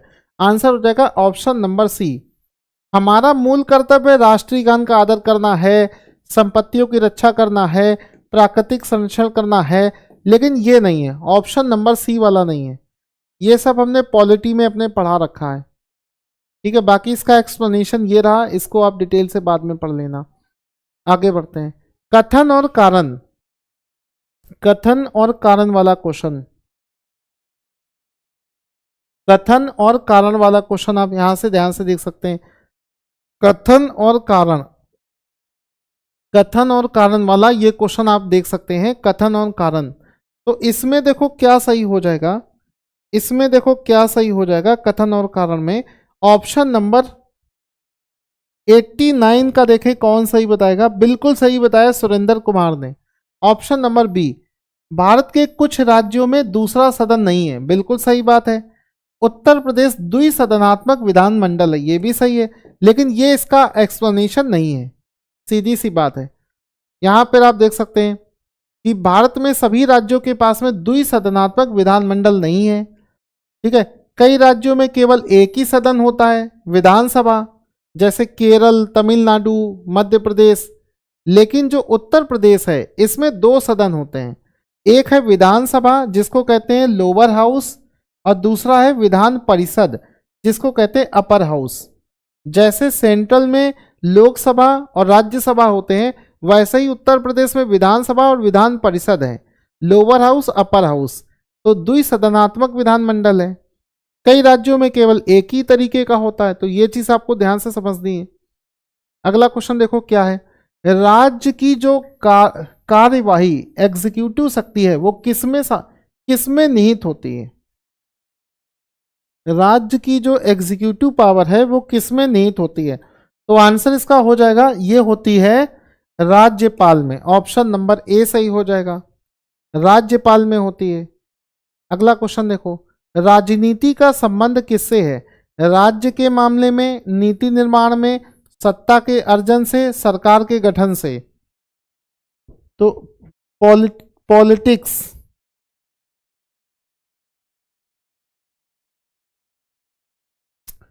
पॉलिटिक्स।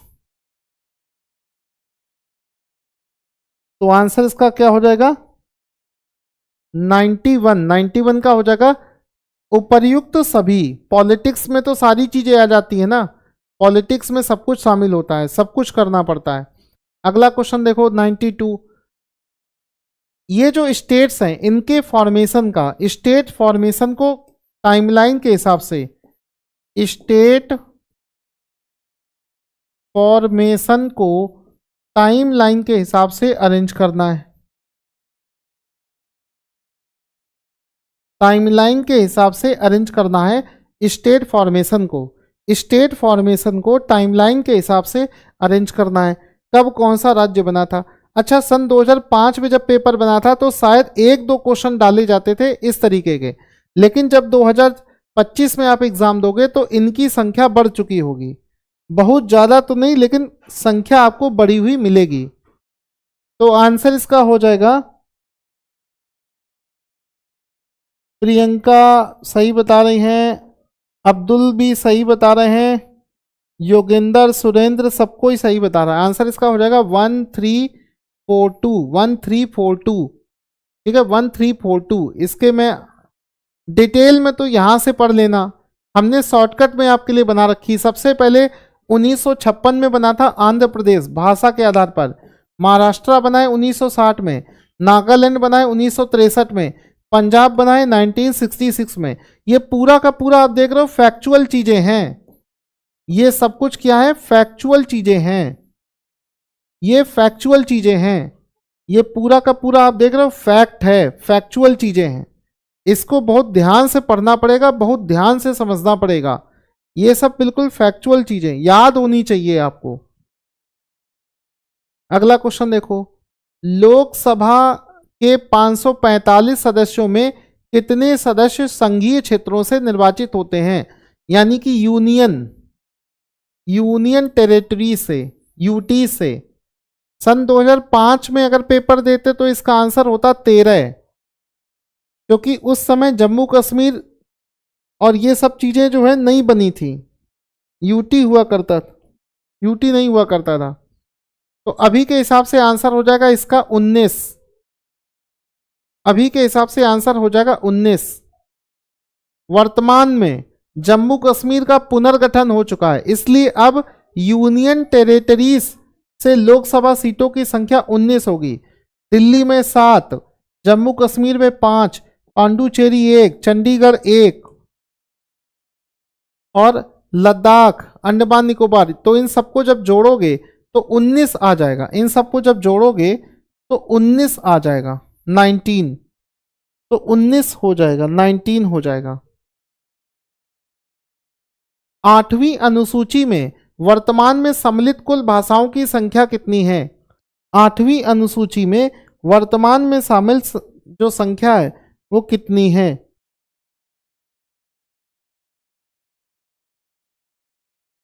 सीधी सी बात है, अभी जो संख्या है ये हो जाएगी 22, पहले 22, लेकिन बताओ पहले कितनी थी?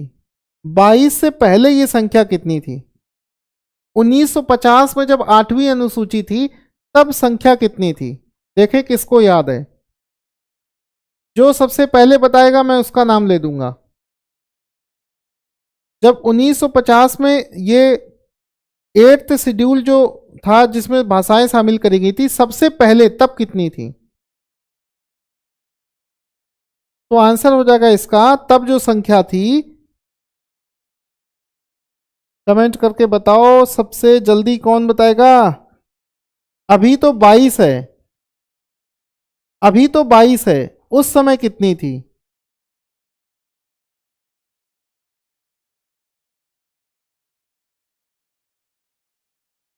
सबसे पहले शुरुआत में कितनी थी?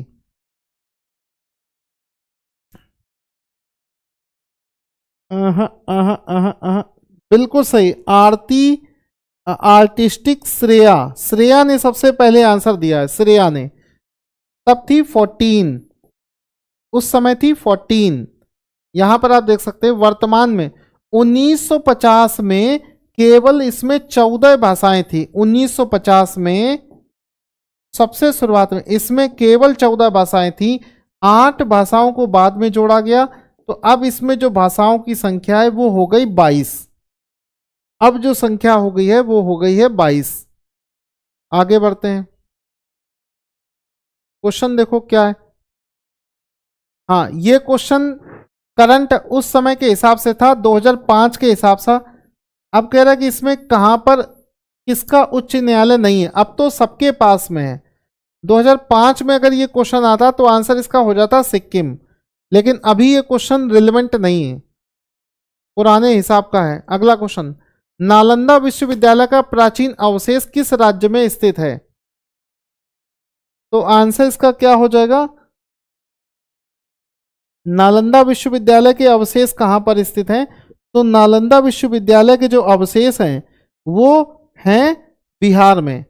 तो ऑप्शन नंबर बी, बिहार, इसका राइट आंसर हो जाएगा। नालंदा विश्वविद्यालय के जो अवशेष हैं वो हैं बिहार में। अगला देखो, निम्नलिखित विचारों में से कौन सा जैन धर्म को बुद्ध धर्म से अलग करता है? ऐसी चीज आपको बतानी है जिसमें जैन धर्म और बुद्ध धर्म दोनों की सोच अलग हो।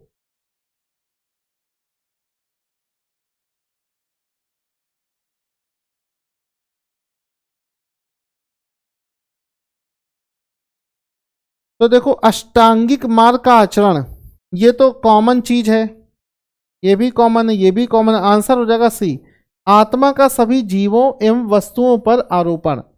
ऑप्शन नंबर सी, ये यूनिक है दोनों में। ठीक है, तो 97 का हो जाएगा सी। बाकी इसको एक्सप्लेन किया गया है, यहां से आप देख भी सकते हो।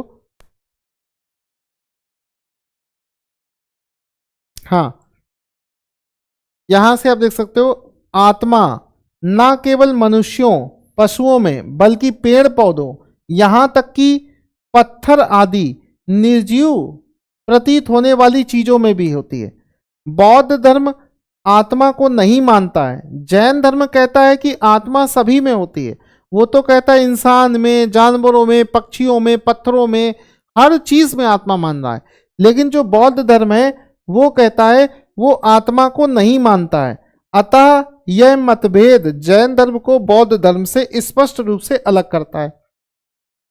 क्योंकि जैन धर्म और बौद्ध धर्म में क्या है कि इन चीज आत्मा को लेकर काफी मतभेद है। जैन धर्म कहता है कि आत्मा होती है और बौद्ध धर्म कहता है कि हम इसको नहीं मानते। तो ऑप्शन नंबर आत्मा का जो विचार है ये दोनों में बिल्कुल डिफरेंस है। बाकी सब चीज़ों में कॉमन चीज़ें आपको मिलेंगी। पुनर्जन्म में दोनों विश्वास रखते हैं, वो सब तो कॉमन चीज़ें हो गई। निम्नलिखित नदियों में से कौन सा ऋग्वेद में वर्णित है? निम्नलिखित नदियों में से कौन सी ऋग्वेद में वर्णित है? तो इसमें देखो ये सारी नदियां जो हैं वो ऋग्वेद में वर्णित है, तो इसमें कंफ्यूजन है। तो इसमें सबसे ज्यादा बार किसका नाम लिखा है? तो सबसे ज्यादा बार सिंधु का नाम है। तो हम आंसर इसमें ऑप्शन नंबर सी सिंधु मान सकते हैं, जबकि इसमें जो है ज्यादा वर्णन सभी का है। बाकी ये नॉर्मल से क्वेश्चन है, बस 2 क्वेश्चन ये हो गए, तो पूरे 50 क्वेश्चन ये हमने कर लिए। अब समझना मेरी बात को, आज हमने क्या किया, कल हमने पढ़े थे क्वेश्चन नंबर 1 से लेकर 50 तक, आज हमने पढ़े क्वेश्चन नंबर 50 से लेकर 100 तक। यहां से आप देखो टोटल 150 क्वेश्चन पूछे जाते हैं। ये जो 50 क्वेश्चन यूपी जीके वाले हैं ये हमने पढ़े थे कल। तो हमारे यूट्यूब पर जब आओगे तो वीडियो नंबर 1 में आपको ये पढ़ा दिया गया है। आज हमने कर लिए ये वाले 50 क्वेश्चन, ये आज वाली क्लास में। कल अब करेंगे हेल्थ साइंस के क्वेश्चन। कल जो क्लास होगी वो होगी हेल्थ साइंस के क्वेश्चन वाली। तो एक बार सभी लोग कमेंट करके बताओ कितने ऐसे लोग हैं जो पहली बार हमारे चैनल को देख रहे हैं और वो कल दोबारा से फिर से आएंगे, ये प्रॉमिस करके आपको जाना है। कितने ऐसे लोग हैं जो पहली बार देख रहे हैं और कल भी क्लास करने आएंगे? ध्यान देना, ये जो हेल्थ साइंस वाले 50 क्वेश्चन है ये क्लास हम कल करवाएंगे 8:30 बजे के आसपास में। ये क्लास कल होगी और डेली 8:30 से 9 बजे के बीच में, 8:30 से 9 बजे के बीच में क्लास शुरू हो जाती है। तो ये हेल्थ साइंस वाले, क्योंकि हेल्थ साइंस बिल्कुल नया सब्जेक्ट है, इसके बारे में किसी को कुछ नहीं पता चल रहा है, इसके ही क्वेश्चन कल करवाएंगे हम।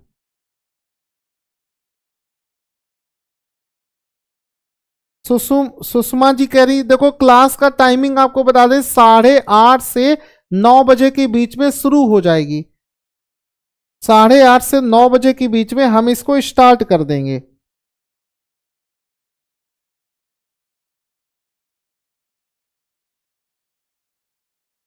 ठीक है, बाकी आप सभी से बता दें कि इसका जो जीके जीएस वाला पोर्शन है उसके लिए हमने पेड बैच शुरू कर दिया है। साथ ही साथ में इसमें आप देख सकते हो ये हमारा पेड बैच, यहां से देख सकते हो ये, इस पर 30% का डिस्काउंट 1 तारीख तक था, इसको बढ़ा दिया गया है। काफी लोग ऐसे हैं, हजारों की संख्या में ऐसे लोग हैं जो बैच का पेमेंट नहीं कर पा रहे हैं, उन्हें महंगा पड़ रहा है। तो डिस्काउंट हमने 2 दिनों के लिए फिर से बढ़ा दिया है, यानी कि 3 जनवरी और 4 जनवरी। 4 जनवरी को रात के 12 बजे ये ऑफर खत्म हो जाएगा। लास्ट चांस है आपके पास में, फिर मैं किसी की नहीं सुन पाऊंगा।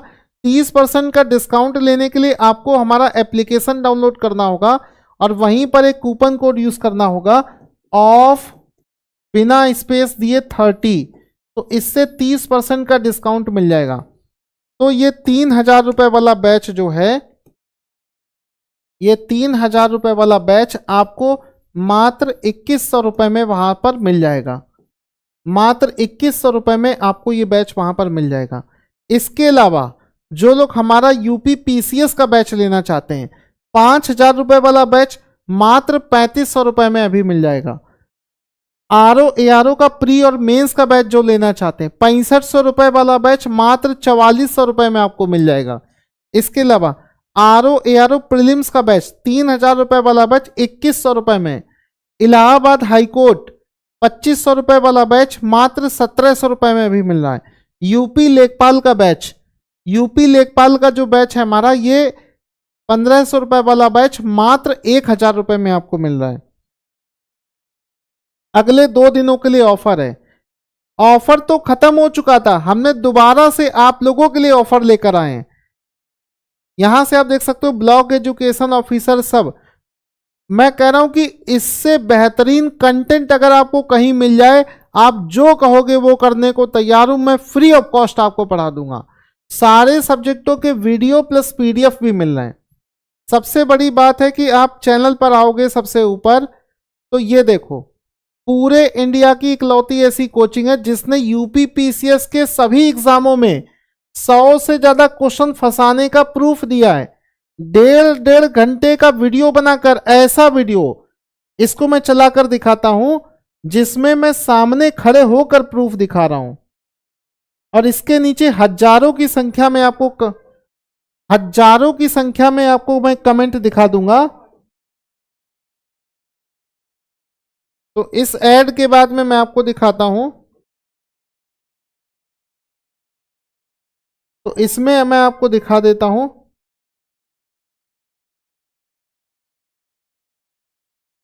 हाँ, इसमें आप अभी देखोगे कि मैं सामने खड़े होकर मैंने ये दिखाया है कि जो चीज इतनी ईमानदारी से हमने पढ़ाई थी वहां से क्वेश्चन डायरेक्ट एग्जाम में आते हैं, मैंने आपको दिखाया था। अभी मैं आपको वीडियो चलाकर दिखा देता हूं। काफी लोगों को प्रूफ के बाद में ही विश्वास होता है। ये देखो, इस वीडियो को जब आगे करेंगे तो ये देखो, यहां से देखो आपको दिख रहा होगा कि यूपी पीसीएस में पूछा गया क्वेश्चन ये रहा, और हमारे टारगेट स्टडी आईक्यू नोट्स से जो क्वेश्चन फंसा है वो ये रहा, सेम टू सेम। और ऐसा पूरा वीडियो 1.5 घंटे का वीडियो बनाया है, आप देख सकते हो। और नीचे आप देख सकते हो हमारे नोट्स में क्लास नंबर भी बताया कि क्लास नंबर इतने से, पेज नंबर इतने से। तो ये सारे प्रूफ हमने दे रखे हैं, आप भी इसको चेक कर लें, कंटेंट की क्वालिटी चेक कर लें। जब आपको अच्छा लगे तो देर मत करें, क्योंकि पूरे साल का सबसे बड़ा ऑफर है, दोबारा इतना बड़ा डिस्काउंट आपको नहीं मिलेगा। Thank you so much guys.